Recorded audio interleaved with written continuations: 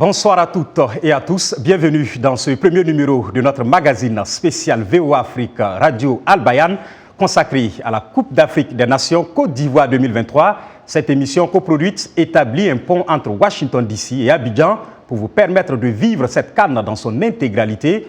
Tout au long de ce voyage, nous allons vous proposer des interviews avec des spécialistes, des reportages ainsi que des rubriques à vous couper le souffle. Mais tout de suite, les titres de ce premier acte.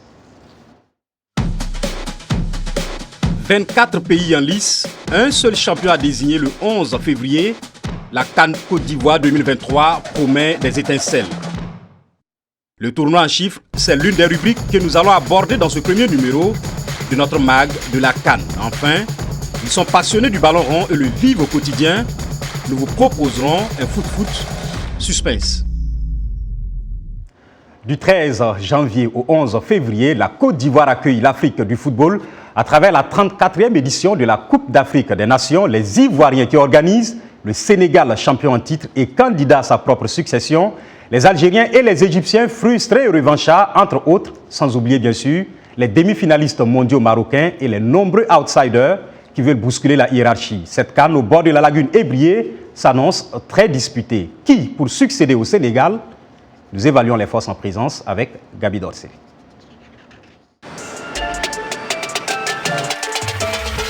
Les observateurs s'accordent à dire que c'est le groupe le plus relevé de cette CAN 2023. La poule C, celle du Sénégal, champion en titre, compte un gros morceau, le Cameroun, quintuple vainqueur de la compétition. La Guinée et la Gambie, quart de finalistes lors de la dernière CAN, ce qui annonce des derbys redoutables. Nous avons deux voisins, donc c'est des derbys régionaux et un derby presque traditionnel du football africain, Sénégal-Cameroun. Et on sait à quoi s'attendre. Les autres lions, ceux d'Atlas, sont mieux lotis dans un groupe F comprenant la République démocratique du Congo, la Zambie et la Tanzanie. Le Maroc pourra surfer sur sa place de demi-finaliste lors de la dernière Coupe du Monde, lui qui court après un deuxième titre continental après 48 années de disette. Son premier sacre remonte à 1976. Mais attention, il n'y a pas de petites équipes en phase finale, prévient l'ancien international ivoirien Didier Drogba. Toutes les équipes seront redoutables. Je pense que pour arriver à ce stade-là de la compétition, il faut avoir quand même un certain niveau de jeu. Et donc toutes les équipes seront redoutables. Mission à domicile compliquée pour les hôtes, les éléphants qui devront sortir les défenses pour se tirer d'affaire dans un groupe A difficile avec le Nigeria de Victor Osimhen, meilleur buteur des éliminatoires. La Guinée-Bissau et la Guinée équatoriale, vierges de tout titre continental, complètent le groupe. Les Ivoiriens bénéficieront du soutien non négligeable, il faut le dire, de leur public. Bien sûr, on joue à domicile, donc on fait partie des favoris. Bien sûr, il y a des grandes équipes comme le Nigeria, le Cameroun, le Maroc, l'Algérie. Mais la Côte d'Ivoire joue à domicile devant son public. On est favoris, bien sûr. Dans le groupe B, l'Égypte, 7 titres de la CAN au compteur, va faire face au Ghana, au Cap-Vert et au Mozambique. Pas de quoi inquiéter les pharaons de Mohamed Salah, finaliste malheureux lors de la dernière édition. Pour sa part, l'Algérie devra se méfier du Burkina Faso, de la Mauritanie et de l'Angola dans un groupe D à la portée des Fennecs qui recherchent un troisième titre après celui de 2019. La poule E renferme la Tunisie, le Mali, l'Afrique du Sud et la surprenante Namibie. L'ancien défenseur des Aigles de Carthage, Radi Jaidi, reste confiant. Il faut prendre nos chances dès le début, il faut être prêt pour ce groupe-là parce que le Mali, l'Afrique du Sud, c'est pas facile. La compétition va se dérouler du 13 janvier au 11 février dans 6 stades à Abidjan, Bouaké, Korogo, San Pedro et Yamoussoukro. Les 2 premiers de chaque groupe et les 4 meilleurs troisièmes accéderont aux 8e de finale. Merci beaucoup Gabi Dorsey pour avoir planté ce décor, pour décrypter tout cela. Je ne suis pas seul dans ce studio 52 de la Voix de l'Amérique, ici à Washington DC, avec moi, Eric Manirakiza, mon collègue. Comme invité du jour, nous avons Saad Ouma, consultant sportif, qui est avec nous via Skype depuis Abidjan, toujours dans la capitale économique ivoirienne. Eh bien, nous retrouvons Ahmed Bakayoko d'Al Bayan, notre radio-télévision partenaire, je le rappelle. Bonsoir Ahmed et bonsoir à tous. Merci Ahmed surtout de nous faire l'amitié de présenter ce magazine spécial de la CAN. Ahmed, première question. VOA Afrique, radio-télévision Al Bayan entame ce voyage durant cette CAN. Permettez-moi quand même d'aller dans vos sentiments. Comment vous entrevoyez cette collaboration qui ne date pas de cette CAN, je rappelle? Oui, bien sûr, vous avez bien fait de parler de sentiment parce qu'il y a comme un sentiment de fierté quand on parle de la collaboration entre Al Bayern et la VOA. Eh bien, il faut dire que c'est une collaboration qui date depuis un long moment et cette collaboration-là s'avère fructueuse à tous les plans, à tous les niveaux, parce que depuis qu'Al Bayern a scellé cet amour gagnant-gagnant avec la VOA, eh bien, cela se ressent à travers les résultats et cela se ressent aussi à travers la motivation et surtout la productivité de notre entreprise qui ici aujourd'hui figure parmi les plus grands médias et l'une des références de la sous-région et d'Afrique. Eh bien, on peut dire que c'est en partie grâce à la VOA. Merci beaucoup, Ahmed, pour ce compliment. Alors, nous sommes à une semaine, jour pour jour, du coup d'envoi de cette CAN Côte d'Ivoire 2023. Est-ce qu'on se rapproche de ce que les autorités de la CAF appellent la plus belle CAN jamais organisée? Eh bien, au début, on avait cru que c'était un mot qui était assez grand compte tenu de l'envergure et la pression, la responsabilité qui était sur notre pays, la Côte d'Ivoire. Mais on se rend compte depuis 30 jours par là que eh bien, ces mots-là sont vérifiés à travers les faits. Eh bien, ce constat se fait à travers 3 niveaux. Premier niveau, au niveau de l'engouement. Eh bien, on peut constater une certaine effervescence, une certaine force fédérative de la part de toutes les forces vives du pays qui sont engagées à l'effet d'être mobilisées et surtout de donner à la Côte d'Ivoire une CAN jamais organisée. Vous vous rappelez que cela fait 40 ans que la Côte d'Ivoire attend cette organisation. Au deuxième niveau, c'est surtout sur le plan de la qualité des infrastructures, que ce soit sur le plan routier, que ce soit sur le niveau des centres d'hébergement, les centres d'entraînement ou encore la restauration, bref. Tout ce qui est infrastructure vraiment est à la pointe et est à ce on peut appeler la modernité pour permettre à la Côte d'Ivoire d'avoir des infrastructures d'envergure pour accueillir les 24 nations. Et dernier point, c'est sur le fait qu'à cette compétition-là soit réunie la crème de la crème en ce qui concerne le football africain. Eh bien, personne ne manque à l'appel en ce qui concerne les grosses nations. Tout le monde est présent. Il n'y a pas de doute qu'on assistera à un spectacle de haut niveau durant ces 30 jours de compétition. Merci Ahmed pour toutes ces informations. Retour ici en studio pour retrouver Eric. C'est vrai qu'on parle aujourd'hui d'une CAN à 24 équipes, mais au départ, ils étaient seulement 3 à croire à ce tournoi.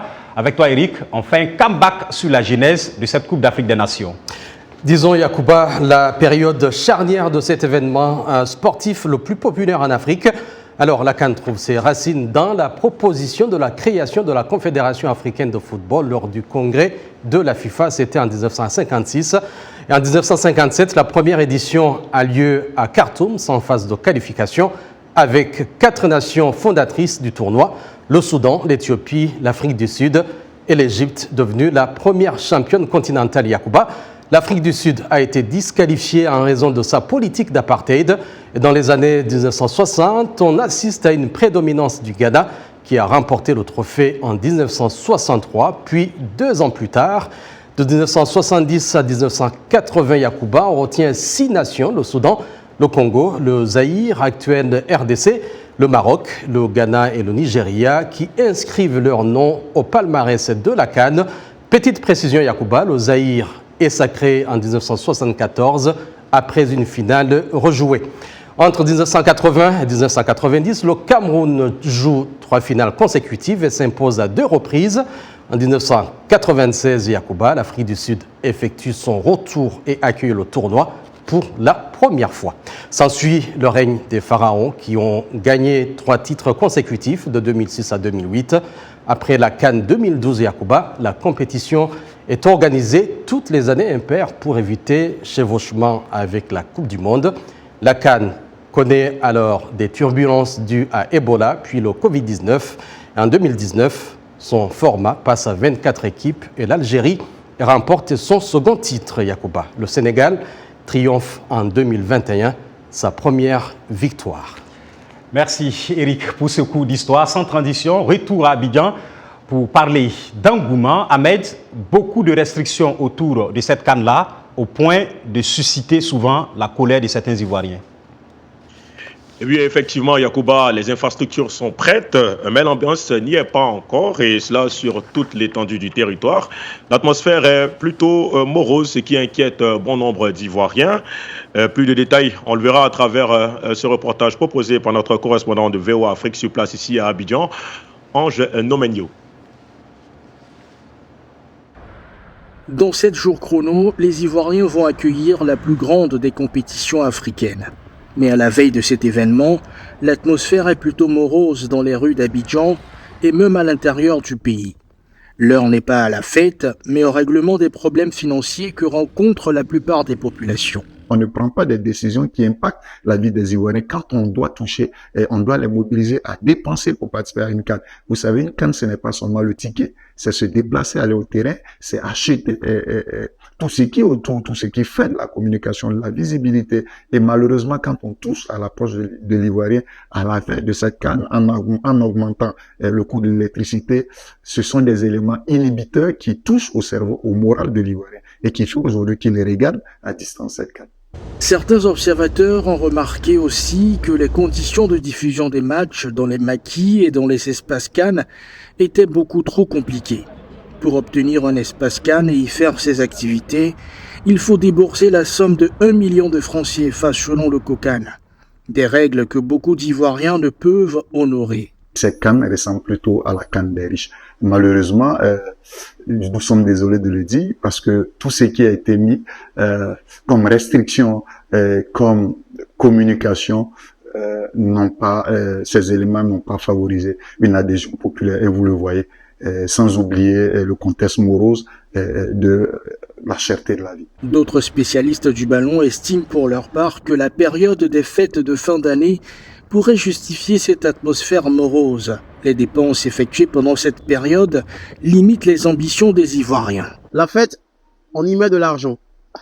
Et je vous assure que pour les fêtes de fin d'année, parlant du 31 décembre, du 1er janvier et du 24 décembre également, ceux qui fêtent y ont mis beaucoup d'argent. C'est vrai, il faut faire des prévisions pour la Coupe d'Afrique des Nations et tout ça, mais ils cherchent à prendre un nouveau souffle avant de se lancer dans la Coupe d'Afrique des Nations parce que c'est sur un mois quand même, c'est budgétivore un tout petit peu, donc il faut les comprendre. 23 pays feront le déplacement ici même en Côte d'Ivoire pour vivre cette compétition. Les Ivoiriens, eux, pour leur part, espèrent pouvoir vivre cette CAN sans difficulté majeure. Avec l'augmentation du coût de l'électricité, les ardeurs sont au plus bas en ce moment. Ange Bijounomignon pour VOA Afrique, Abidjan. Comme quoi pour dire que le football et la polémique font souvent bon ménage, nous rentrons dans la technicité de la compétition. 6 groupes de 4 avec de gros noms qui rêvent tous d'une victoire finale. Parlons analyse et c'est avec notre consultant du jour, Saad Ouma. Bonsoir. Il y a des pays comme le Maroc, demi-finaliste du dernier mondial, la Côte d'Ivoire qui aura le soutien sans doute de son public, le Sénégal qui défend son titre ou le Nigeria encore et son récent ballon d'or africain. Il y aura sans doute de grosses déceptions aussi. Bonsoir Yacouba. Effectivement, il y aura de grosses déceptions parce que Dame Kouba a besoin d'un seul élu. Mais le Sénégal reste le grand favori de cette compétition. En plus d'être le vainqueur en titre, elle a remporté le CHAN, qui est le championnat d'Afrique des nations des joueurs locaux. Elle a remporté chez les cadets la Coupe d'Afrique, chez les juniors la Coupe d'Afrique, ainsi aussi le beach soccer.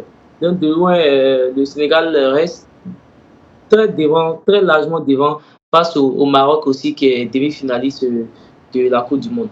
Bon, notons que la Côte d'Ivoire joue chez elle avec aussi deux champions d'Afrique, vainqueurs de la Coupe d'Afrique en 2015. Donc c'est une génération assez homogène avec des joueurs qui sont en fin de carrière et puis des jeunes qui poussent et puis avec Haller en tête. Donc il faut noter aussi que le Nigeria et le Cameroun sont des vrais outsiders, c'est des vrais compétiteurs. Ils n'ont pas besoin d'avoir des grosses têtes pour être champion.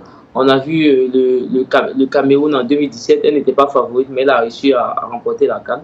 Bon, le Nigeria, cette fois-ci, a le meilleur joueur d'Afrique, Osimhen Victor, qui joue à Naples, en Italie, donc qui peut être poussé par son public, parce qu'elle n'est pas loin. On est en Afrique de l'Ouest, c'est le pays le plus peuplé, donc il y a beaucoup de Nigériens qui vivent ici. Et un peu aussi la... Ouais. Oui, Saad, est-ce qu'il y a des équipes pas attendues, mais qui pourraient quand même créer la surprise, selon vous? Oui, il y a des équipes. Il faut compter sur le Mali. Le Mali qui a une belle génération, formée par l'Académie Jean-Marc-Guillou, qui ont progressé ensemble depuis les cadettes, avec la Coupe d'Afrique, avec une bonne prestation chez les juniors en Coupe du Monde. Donc cette génération est en train de mûrir, est aguerrie. Donc, elle pourra faire une bonne surprise parce que le Mali joue comme aussi à domicile. Parce que le Mali va jouer, par exemple, sa phase de poule à Congo qui est à moins de 100 km, 100 km de la frontière. Merci, Saad, on va revenir à vous. Nous l'attendons tous, le match d'ouverture va opposer la Côte d'Ivoire à la Guinée-Bissau. Et bien sûr, je retrouve Ahmed. Comment les Ivoiriens perçoivent cette opposition inaugurale Côte d'Ivoire-Guinée-Bissau? Eh bien, Yacouba, il faut savoir déjà que les Ivoiriens sont un peuple parfois réputé pour être des passionnés avec un trop plein de confiance. Eh bien, bizarrement, avant ce match-là, ce trop plein de confiance-là a pris un coup et on entend souvent dire que, dans notre adage ici, culturellement parlant, que les Ivoiriens, c'est là où on ne les attend pas qu'ils sont bons. Donc, il y a une sorte de réticence face à l'engouement qu'on peut porter derrière l'équipe nationale. C'est-à-dire qu'à trop vouloir mettre notre espoir sur nos joueurs, eh bien, ils finiront par sortir dès le premier tour. Donc, il y a une forme de réticence. Eh bien, cette forme de réticence a parfois payé. Donc, on espère que ce sera la bonne cette fois. Et surtout aux joueurs ivoiriens à ne pas être trop dans une forme de laxisme et d'insuffisance pour ne pas avoir à se laisser battre par l'équipe de Guinée. Alors, justement, parlant de cette équipe ivoirienne, son sélectionneur Jean-Louis Gasset, sous sa direction, la mayonnaise a eu du mal à prendre avant de récents résultats quand même encourageants. Est-ce que les Ivoiriens font maintenant confiance au sélectionneur français? C'est difficile. C'est difficile. Parce que, voilà, en tant qu'Ivoirien, je peux vous garantir que, eh bien, quand vous entendez le premier choix dans la bouche des supporters ivoiriens quand vous sortez, eh bien, c'est pas forcément Gasset. Il y a une sorte de spleen que les Ivoiriens développent à l'égard de cet entraîneur-là. Mais une chose est sûre, c'est que rien ne peut entacher l'amour qu'il y a les supporters ivoiriens et leur équipe nationale. Donc, même si Gasset et la tête à abattre, eh bien, rassurez-vous, il y aura un fort engouement de l'équipe, des supporters derrière l'équipe nationale. Eh bien, la confiance n'est pas encore à son maximum, mais juste à cause de la compétition, on sent certains Ivoiriens qui veulent quand même pousser le sélectionneur français. Écoutez, tout ce qu'on peut souhaiter aux Ivoiriens, c'est bien sûr bonne chance. C'est sur ces mots d'Ahmed sur Skype depuis les studios de la radio-télévision Al Bayan à Abidjan que nous marquons une courte pause dans ce magazine spécial consacré à la Coupe d'Afrique des Nations Côte d'Ivoire 2023. Nous revenons dans un court instant.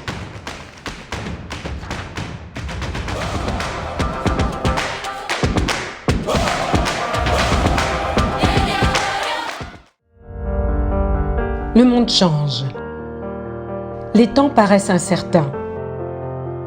Et ce que l'on entend est souvent différent de ce que l'on voit. Alors nous recherchons la vérité. Quand on ne nous raconte qu'une partie de l'histoire, nous perdons confiance.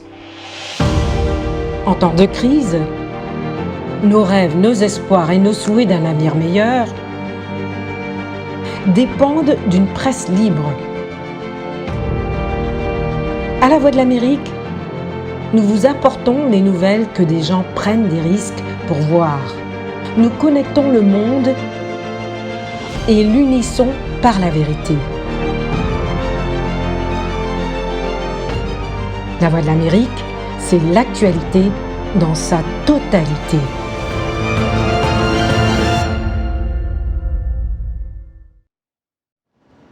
Mille merci à vous que nous suivez. Si vous venez de nous rejoindre, eh bien, vous suivez le MAG de la CAN, une émission spéciale hebdomadaire VOA Afrique Radio Télévision Al Bayan consacrée à la Coupe d'Afrique des Nations. Avec moi dans ce studio, mon collègue Eric Manirakiza, comme invité, notre consultant sportif du jour, Saad Ouma, qui se trouve à Abidjan sur Skype, tout comme Ahmed Bakayoko, dans le studio Cheikh Aboubakar Fofana de la radio-télévision Al Bayan, notre station partenaire dans la capitale économique de la Côte d'Ivoire. Ahmed, la promotion de cette CAN par les créateurs ivoiriens de contenu sur les réseaux sociaux a suscité de la polémique. Qu'est-ce qui se passe ? Eh bien, il faut savoir que nos influenceurs, nos activistes ou encore nos blogueurs ici en Côte d'Ivoire aiment tellement leur pays qu'ils ont voulu jouer leur partition à la promotion de la vitrine Côte d'Ivoire. Eh bien, contre-coup parfait de la part du COCAN qui a décidé d'attribuer la promotion de cette CAN-là à des ambassadeurs, pour la plupart étrangers, ce qui a créé une certaine frustration au niveau des influenceurs ivoiriens qui se sont dit, eh bien, nous, on est là, on a envie de s'engager dans la promotion de notre pays, de ses atouts, et on confie ça à, par exemple, une Camerounaise et d'autres nationalités. Eh bien, cette petite attribution-là a fait du tort aux Ivoiriens, et ils ont tenu à se désengager, mais malheureusement, cela n'a pas été, sinon disons heureusement, parce qu'ils ont quand même bien voulu accompagner le COCAN. Eh bien, le COCAN a réagi en disant simplement que ces trois critères qui ont été choisis, premièrement, l'aspect positif en termes d'image et non polémique. Deuxièmement, c'est le caractère apolitique des activistes et bien sûr en accord avec l'éthique que propose le sport. Et puis troisièmement, c'est le fait d'avoir une large audience qui touche toutes les populations. Voilà, c'est aussi ça le foot. Nous allons à présent aborder de grands noms qui ont marqué l'histoire de cette Coupe d'Afrique des Nations. Jusqu'ici en tout cas, c'est avec toi, Eric Manirakiza. Malheureusement, Yacouba, dans cette édition, on ne pourra pas citer tous les grands noms qui ont marqué l'histoire de cette Coupe d'Afrique des Nations, mais nous allons nous arrêter bien entendu sur certaines légendes devenues icônes mondiales incontournables. Et parmi elles, le Malien Salif Keïta ou la Panthère Noire, décédé en septembre dernier. Roger Mila, attaquant légendaire des Lions indomptables, qui a remporté 2 CAN. Pierre Ndaye Moulamba, les Congolais ont gardé bien dans leur mémoire ce joueur qui a inscrit tous les buts de l'ex-Zaïre, devenant le meilleur buteur historique. On ne peut pas oublier l'Ivoirien Laurent Pokou, qui a prêté son nom au stade de San Pedro. Il n'a jamais gagné la CAN, tout comme le Libérien Jojo Weah, Ballon d'Or en 1995. Le colosse nigérian Rachidi Yekini, qui a dirigé l'attaque des Super Eagles dans les années 90, tout comme le Ghanéen Abedi Pelé Ayou, 3 fois Ballon d'Or africain. Autre Nigérian, Yacouba, inoubliable, JJ Okocha, qui vous aimez très bien, maître de la créativité sur le terrain. Le gardien légendaire égyptien Essam El Hadari s'est aussi fait remarquer, surtout par ses arrêts de pénalty. Des légendes comme le Camerounais Samuel Eto'o, meilleur buteur historique de la CAN, en savent quelque chose, tout comme Didier Drogba, capitaine emblématique de la Côte d'Ivoire, qui n'a pas joué la CAN 2015, année où les éléphants décrochent leur second titre. Yacouba, on va juste s'arrêter sur ces quelques noms. Merci Eric pour ce listing de grands noms qui ont marqué l'histoire de cette Coupe d'Afrique des Nations. Il a rappelé, ce n'est pas tout. Merci en tout cas Eric. Cette fenêtre nous permet de parler de grands noms actuels et des collectifs impressionnants, quand même, sur papier en tout cas, dans cette CAN 2023. Saad Ouma, je reviens à vous. Mané en lice pour un second titre consécutif, Achraf Hakimi du Maroc, tout comme Hakim Ziyech, Riyad Mahrez de l'Algérie, Victor Osimhen du Nigeria, et j'en oublie Mohamed Salah bien sûr de l'Égypte et de Liverpool. Dans quel état d'esprit peuvent se trouver ces stars du ballon rond africain à une semaine de la CAN, selon vous bien sûr? C'est beaucoup de pression pour des stars tels que Sadio Mané qui porte le Sénégal presque à lui seul. Le Sénégal qui veut encore gagner des lauriers avec cette génération dorée. Du côté du Maroc, c'est plutôt un collectif. C'est vrai que Hakimi est la star de l'équipe, mais c'est une équipe plutôt collective, donc il y aura moins de pression. La pression sera au niveau du climat, parce que c'est une équipe qui a du mal à jouer sous nos tropiques, comme la plupart des équipes maghrébines, à part l'Égypte qui est l'exception qui justifie cette règle. Donc, pour des joueurs comme Osimhen qui vient d'être élu meilleur joueur africain avec le Nigeria, c'est aussi beaucoup de pression parce que c'est un groupe assez jeune qui va falloir porter sur le dos. Donc, lui, à son niveau, il y aura beaucoup de pression. Justement, Saad, qui voyez-vous soulever la coupe au soir du 11 février? Vous n'êtes pas devin, je rappelle. Je ne suis pas devin. Je souhaiterais que ce soit la Côte d'Ivoire. Je souhaiterais que ce soit Aurier, le capitaine de la Côte d'Ivoire. Mais quand même, je pense que le Sénégal, quand même, reste le grand favori de cette coupe. Donc je pense que Sadio Mané aussi peut concurrencer Aurier, l'éléphant de Côte d'Ivoire. En tout cas, on souhaite bonne chance à toutes ces stars qui rêvent de soulever ce trophée-là. Lui aussi a hâte de savoir qui, parmi ces stars, va soulever le trophée de cette 34e édition de la Coupe d'Afrique des Nations. On les découvre avec vous, Ahmed. Il s'appelle Mchumbe Chabani Maneno, c'est un vétéran footballeur et supporter de football en RDC. Eh bien, le football est pour lui comme une drogue et cela a changé sa vie. Il vit sa passion à Kinshasa, capitale de la République démocratique du Congo. Bioye Malinga est allé à sa rencontre. Je vous propose de suivre cet élément. Je réponds au nom de Chabani Maneno Mchumbe. Je suis né à Kalunja le 3 septembre 1968. Profession footballeur. À l'âge de 3 ans, j'ai aimé beaucoup le football. À mon âge comme ça, aujourd'hui, je suis pensionnaire de football. En tout cas, le football, je peux dire que c'est ma vie. J'ai aimé le football, donc c'est une drogue pour moi. J'aime beaucoup, je ne peux pas rester à la maison sans suivre les événements footballistiques au terrain. Tout moment, je suis au terrain ou soit à la ciné pour aller suivre le match. J'ai élargi ma famille à travers le football. Donc, sport, c'est la santé, vie, connaissance, collaboration, cohabitation, pacification, paix, respect, amour. Donc, je suis ami de tout le monde. J'ai plus de 46 pays du monde que j'ai déjà sillonné à travers le sport. Foot.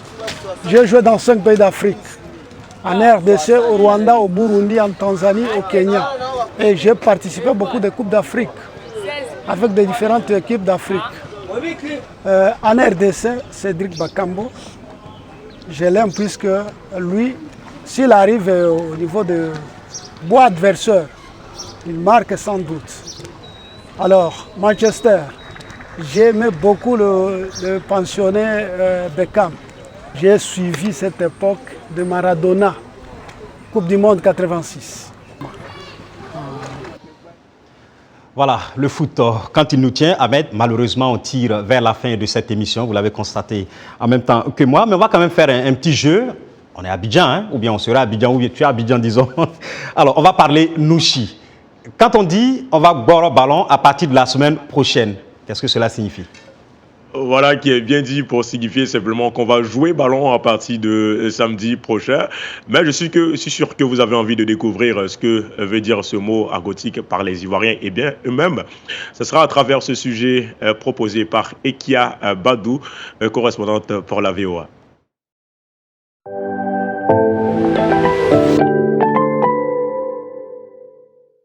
Bon, là, ça veut dire on entend des laver. Actuellement, on entend des barres, quoi. Bon, on peut pas dire boro, c'est qui signifie laver. Laver, des fois, quand on parle laver des habits, on peut dire mauvais boro, mais laver. C'est beau, c'est laver. Ah, c'est vrai. Bon, mais ça, j'ai que tu joues ballon comme ça. Et puis, t'as appelé ton ami, quoi. On dit la boro. Ah, ça, c'est full balistique. Le mot boro, c'est frapper dans le ballon. Bon travail dur pour avoir la coupe. Bon bolo, ils vont barrer. Bon, il y a 3 significations. Il y a boro, genre quand tu joues le ballon, tu peux taper ton adversaire. Et puis ça, on appelle boro, tu les tacles. Puis il y a boro, quand tu es fan d'une petite con, alors genre tu es boro d'elle, tu es amoureux d'elle. Alors, et puis quand tu tentes de laver aussi, tu es boro, genre tu es boro, tu es laver. Alors, c'est les 3 significations.